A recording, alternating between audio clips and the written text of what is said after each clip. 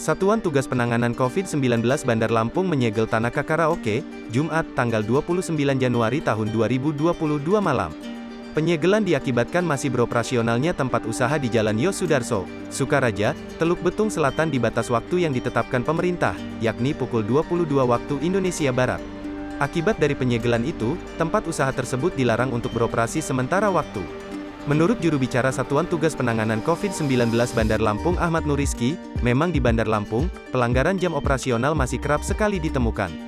Khususnya pada objek-objek hiburan malam, dan kafe dan karaoke. Angkringan pinggir jalan pun kerap ditemui masih kedapatan melayani pembeli di luar batas jam itu, ucap dia.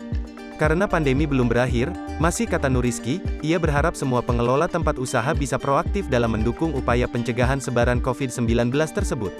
Sementara beberapa tempat yang sebelumnya disegel oleh Satgas COVID-19 perihal pelanggaran jam operasional adalah Intan Karaoke dan Radar Longe Resto yang keduanya di Jalan Yosudarso Bandar Lampung. Ada juga angkringan-angkringan di pinggir jalan seperti roti bakar dan lain-lain, ucap dia.